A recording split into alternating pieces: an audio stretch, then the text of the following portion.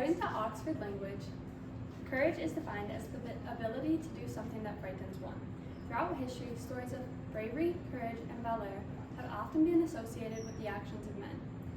Heroism has historically been linked to males, whether from acts of bravery on the battlefield to groundbreaking accomplishments.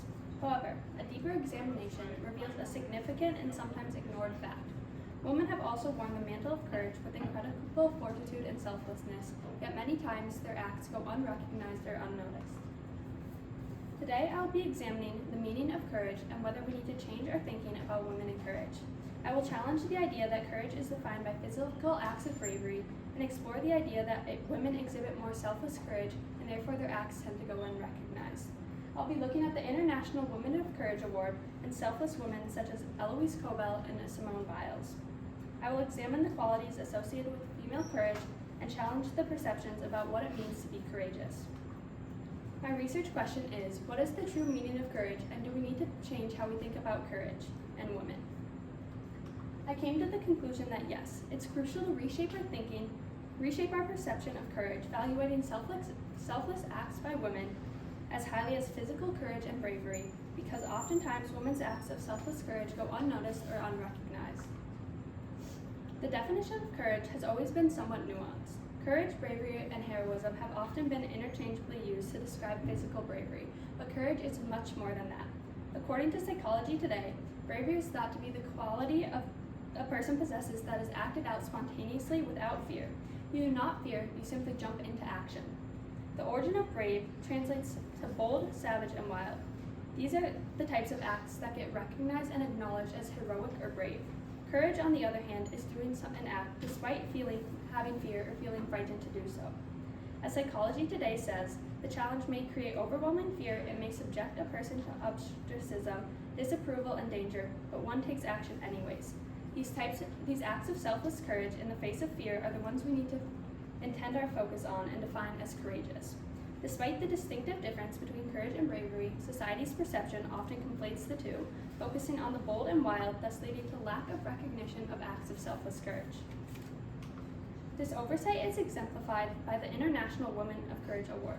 This is an annual award that was established in 2007 that honors women from around the world who have demonstrated exceptional courage, strength, and leadership in order to bring about positive change in their communities, often at great risk or personal sacrifice. To date, the program has named more than 190 women recognized as being courageous for their acts of selfless courage, but unfortunately, many haven't even heard of this award, further illustrating society's flawed perception of women and courage. To fix this oversight and properly honor the courageous endeavors of women worldwide, it is crucial to reframe societal perceptions of women and courage. These selfless acts of bravery deserve equal acknowledgement and appreciation as traditional feats of valor, such as winning medals or rescuing someone from a dangerous situation. Heroes don't start heroes, they simply do whatever it takes, no matter the cost, to make things right no matter the cost. Melinda Janko used this quote to describe Eloise Cobell, a tireless crusader who led the largest class action lawsuit against the U.S. government. Yet many people are not even aware who Eloise Cobell even is. This lawsuit sought for the mismanagement of Indian land trusts and resulted in a 15-year battle, which Cobell herself gained little to no personal benefit. According to Melinda Janko, when Cobell started the lawsuit, she expected it to take 3 years. Instead, it languished out in the court for 15 long years, and she kept fighting because it was not her fight alone. She was fighting for her people, her ancestors, and those to come. Although it was a difficult battle against a formidable opponent, Eloise Cobell persevered because she was not fighting for personal gain. Despite fear and ostracism faced, Cobell pushed on and won this battle with her courage. This example demonstrates how women exhibit selfless courage, doing things for a greater good, and often don't receive accolades they deserve. Simone Biles was already known worldwide as an Olympic hero. However, she's often overlooked or shunned for her stance on mental health. In the 2020 Summer Olympics, she made the bold decision to step down from the competition due to the twisties, a mental block affecting her physical performance. Prior to withdrawing, she posted to Instagram saying, "I truly do feel I have the weight of the world on my shoulders sometimes. I know I brush it off and make it feel that pressure doesn't affect me, but damn, it's hard sometimes." Rather than feign an injury or devise an understandable reason to explain her departure, Biles chose to speak the truth.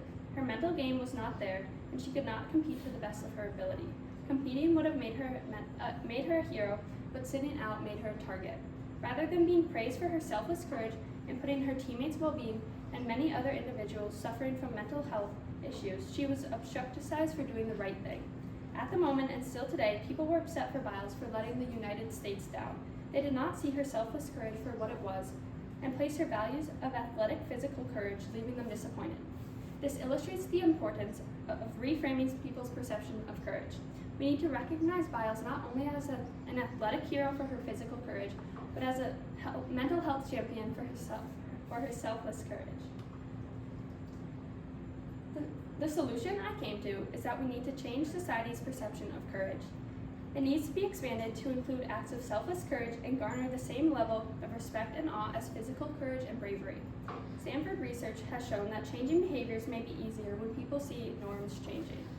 By recognizing women as role models for exceptional acts of selfless courage as the norm, we not only reframe what courage looks like today, but we expand the vision and possibilities for the development of courage in young women.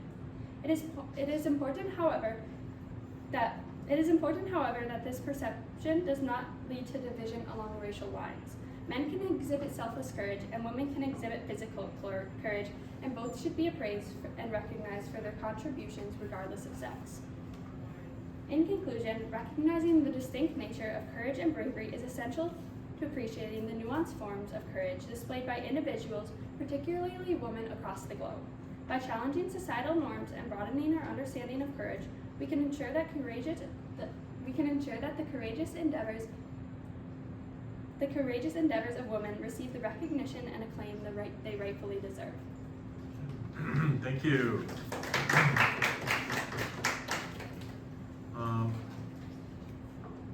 What evidence did you gather that you didn't include in your presentation, and why did you choose not to include it? Yeah, so initially when I was conducting my research, I was focusing on courage in men and women and the difference between how courage affects men and how courage affects women. And for example, the Psychology Today talked about how that courage can be something that's kind of put on nature versus nurture, and how it can be taught differently to girls and boys and how that can affect courage in the future. But as I was doing my presentation, I didn't really have time for that, and I eventually shifted more to focusing on just women. So these points about men versus women didn't really need to be in my presentation. Okay, thank you. What additional questions emerged from your research, and why are they important? I think an additional question that emerged for me was why people act out these courageous acts of especially selfless courage. When I was doing my research, as I talk about in my presentation, how bravery is doing something spontaneously and you don't have fear, but courage is doing something even when you fear it. I was curious about why people do these acts even if they're fearing for it, and I ultimately think this has something to do with selfless courage and that they do want to help others. But I think it's important because